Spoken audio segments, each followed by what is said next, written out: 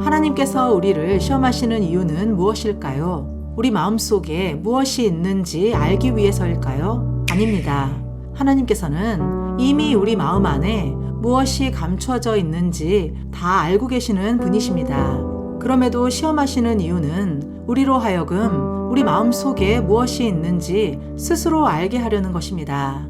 이스라엘 백성에게 임한 시험의 목적도 그들이 하나님을 경외하는지 아닌지 그것을 알게 하려는 것이었습니다. 이스라엘 백성들이 애굽에서 나와 모세의 인도로 시내산에 이르렀을 때 그곳에서 하나님은 그분의 영광을 직접 나타내셨습니다. 하나님께서 온 백성의 목전에서 시내산에 강림하신 것입니다. 이때 무슨 일이 일어났었는지 말씀을 읽어보겠습니다.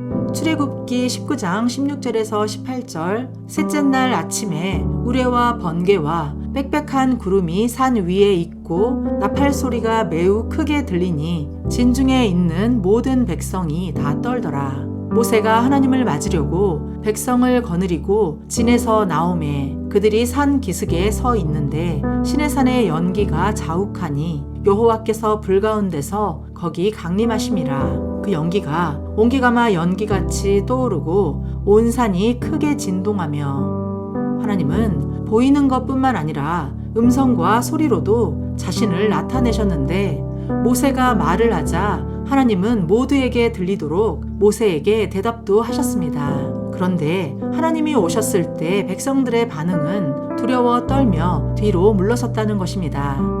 그들은 더 이상 하나님의 음성을 직접 듣고 싶어 하지 않았고 하나님의 영광을 보거나 그 안에 있는 것도 원하지 않았습니다. 왜일까요? 그것을 견딜 수 없었기 때문입니다. 출애굽기 20장 18절에서 19절. 뭇 백성이 우레와 번개와 나팔소리와 산의 연기를 본지라. 그들이 볼 때에 떨며 멀리 서서 모세에게 이르되 당신이 우리에게 말씀하소서. 우리가 들으리이다. 하나님이 우리에게 말씀하시지 말게 하소서. 우리가 죽을까 하나이다. 모세는 재빨리 그들에게 두려워하지 말라고 말하면서 하나님이 그들을 시험하러 오셨다는 것을 설명하며 하나님 앞으로 다시 나아오라고 권면합니다. 두려워하지 말라. 하나님이 오신 것은 너희로 경외하여 범죄하지 않게 하려 하심이니라 라고 말씀하셨습니다. 이스라엘 백성들은 하나님의 구원과 치유, 기적과 능력을 모르는 자들이 아닙니다. 사실 하나님이 그들을 위해 기적을 베푸실 때마다 열정적으로 찬양하던 사람들이었습니다. 그런 이스라엘 백성들이 하나님의 영광이 직접 나타날 때는 무서워하며 그 공포심에 뒤로 물러섰다는 사실입니다. 이것이 바로 하나님을 두려워하는 것과 하나님을 경외하는 것의 차이를 잘 말해주는 것입니다. 모세는 하나님을 경외했으므로 하나님의 마음과 뜻을 감지했습니다. 그래서 이스라엘 백성들은 뒤로 물러났으나 모세는 더 가까이 나아갔다는 것입니다. 만일 우리가 하나님을 경외하지 않는다면 틀림없이 우리도 하나님의 영광이 나타났을 때 공포심에 그분을 두려워하게 될 것입니다.